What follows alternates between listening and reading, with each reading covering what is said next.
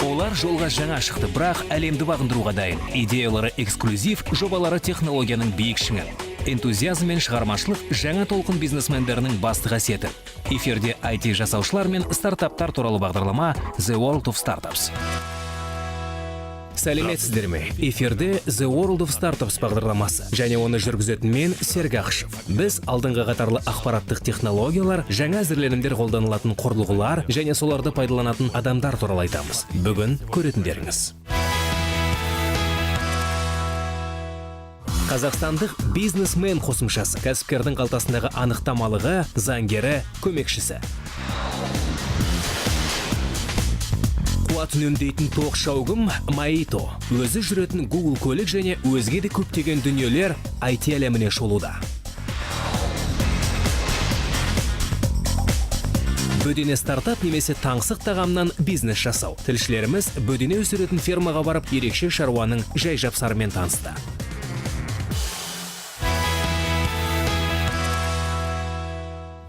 Қазақстандық кәсіпкерлердің басты қиындықтарының бірі ақпарат жетіспеушілігі. Кейде қажет деректерді табу оңай түспей жатады. Әйтсе де отандық бағдарламалаушылар осы тығырықтан шығудың жолын тауыпты. Қандай жол екенін сюжетімізден біліңіздер. Бизнесмен Игорь Илинский 20 жылдан бері жеңіл өнеркәсіп саласында жұмыс істеп келеді. Жылдар бойы жиналған тәжірибесі нәтижесінде шағын тігін фабрикасын ашып, София Линский брендімен Қазақстан нарығына танымал өнім шығарып отыр. Мұнда негізінен әйелдердің іш киімі мен спортқа арналған киімдер тігіледі. Тапсырыста көп сияқты. Сонда да кәсіпкер аттап басса әйтеуір бір қиындыққа ұшырайды да отырады.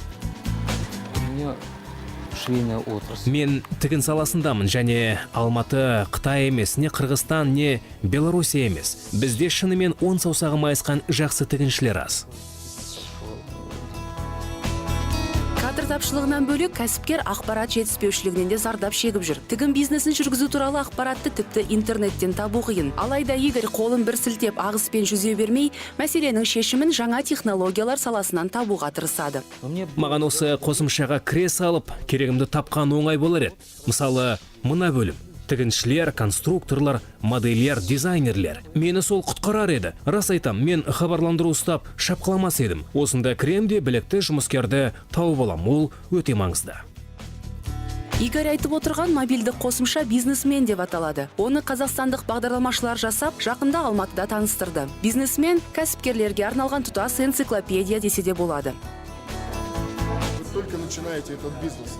Мысалы, сіз жаңа ғана бизнес бастап жатырсыз делік. Мұнда бизнес ашу деген жақсы бір бөлім бар. Кіріспеде жеке тұлға деген не? Заңды тұлға деген. Шағын бизнес, орта бизнес деген не? Тағы сол сияқты дүниелер айтылады. Что такое малый бизнес, средний и так далее.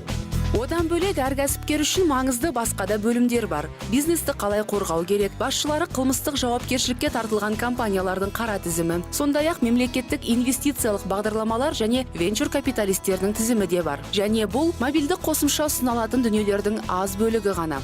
Сол үшін отандық бизнесмен мобильдік қосымшасын Google Play мен App Store'дан көшіріп алуға асығыңыздар. Әзірге оны тегін алуға мүмкіндік бар. Өткен аптада жоғары технологиялар әлемінде әдеттегідей жаңалық көп болды. Google корпорациясы жақынарда Google көліктері ақш жолдарында жүйткіп жүреді деп уәде берді. Ал Германия стартапшылары электр қуатын үнемдейтін және ішіне қақ тұрмайтын тоқ шаугым ойлап шығарыпты. Әлем жаңалықтарына шолу.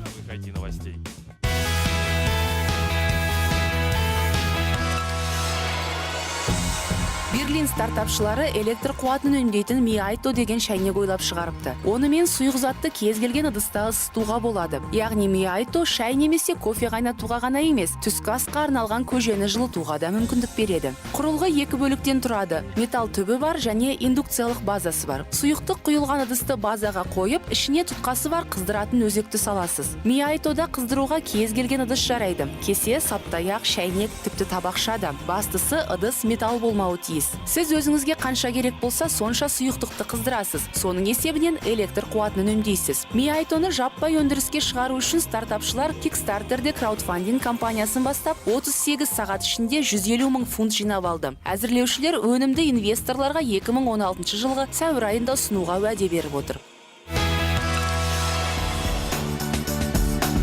Google көліктері үлкен жолдарға биылғы жазда шығады. Өздігімен жүретін көліктің бірнеше прототипі Google'дың штаб-пәтері орналасқан Калифорниядағы Mountain View көшелерінде жүреді. Көліктердің жылдамдығын сағатына 40 шақырымға дейін шектеп қояды. Қауіпсіздік мақсатында олар алмалы-салмалы рульмен, газ және тежегіш педальдармен жабдықталады. Бұл төтенше жағдайда сынақшы жүргізуші көлікті басқаруды өз қолына алу үшін керек. Әзірге Google көліктері тек жабық және қатаң бақылаудағы жолдармен жүреді. Мұндай көліктерде жасанды зерде технологиялары, Google Stream View онлайн карталарының деректері, видеокамералар және бірнеше белгі беру құрылғысы қолданылады. Тест жүргізу үшін Google Toyota Prius және Audi TT көліктерінің 20-ға жуық үлгісін пайдаланады. Сынақ жүргізіле бастағалы бері өз бетімен жүретін көліктер қала көшелерінде 11 жол апатына түсіпті. Алайда ешкім зардап шеккен жоқ. Оның үстіне Google компаниясының мәлімдеуінше, ол жол апаттарының бәрі жол ережесін бұзған немесе көлігін мұқият жүргізбеген жүргізушілердің кесірінен болған.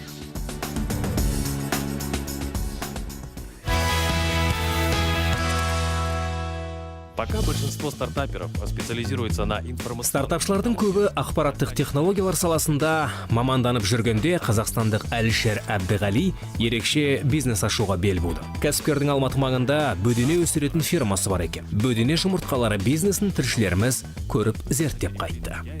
изучили наши корреспонденты, что называется, изнутри. Жұмыртқа жинайтын құрылғы бар. Осында домалап келеді. Стандартом яйцо, когда белое. Әлішер Әбдіғали бөдене жұмыртқасы мен етін өндіретін ферма ашқан аздаған кәсіпкерлердің бірі. Узура Farm. Бұл идеяны ол өзі 10 жылдан астам уақыт өмір сүрген Жапониядан алып келген. Күншығыс елінде бөдене жұмыртқасы күнделікті тұтынылатын 5 тағамның қатарында. В Японии на крупной перепелиной ферме. Жапониядағы Токаюки деп аталатын ірі бөдене фермасында тәжірибеден өттім. Содан кейін серіктесім екеуміз осындай бизнес ашуға бел буды. Осы былтыр ғана 11 қыркүйекте бастадық және қазірге дейін жапон технологияларымен кеңесіп отырамыз.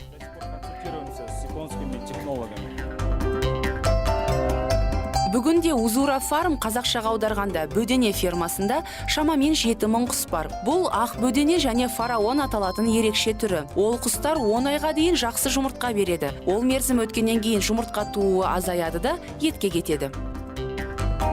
Отличие фараона, они как бы у нас в основном у них яйценосность в год. Фараондардың ерекшелігі әрқайсысы 280-300 жұмыртқа туады.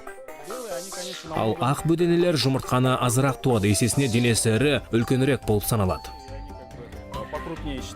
Бөдене стартапына бастапқы салынған қаржы $40,000. Бұл Әлішердің өзінің және бизнестегі 3 серіктесінің инвестициясы. Қаржының негізгі бөлігі қымбат құрал жабдықтарды сатып алуға, цехтарды жалдауға және онда жөндеу жұмыстарын жүргізуге жұмсалды. Жөндеу жұмысы аса қажет еді, өйткені құстар тұратын жайда белгілі бір температура мен ылғалдылық болуы тиіс. Вот инкубатор. Сюда мы закладываем яйца, Мынау инкубатор, мұнда жұмыртқа саламыз. Осында 17 күн сақталады. 17 күн дегенде балапан шығуы басталады. Ол 2 күнге созылады. Содан кейін балапандарды шығарып алып арнайы орынға апарамыз. Помещаем их в ясли.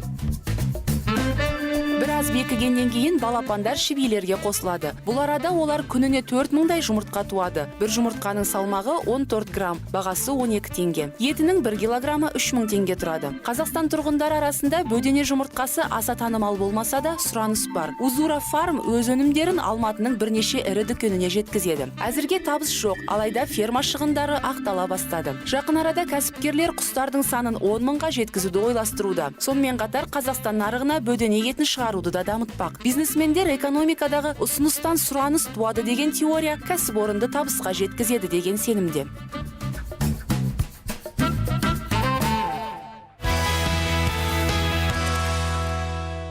Сіздермен бірге болған The World of Startups бағдарламасы және мен Серік Ақышев. Біз әлемдегі IT жаңалықтарының бәрін қадағалап отырамыз. Сондықтан барлық қызықты да пайдалы ақпаратты бір аптадан соң Қазақ ТВ эфирінен күтіңіздер. Көріскенше. Пока.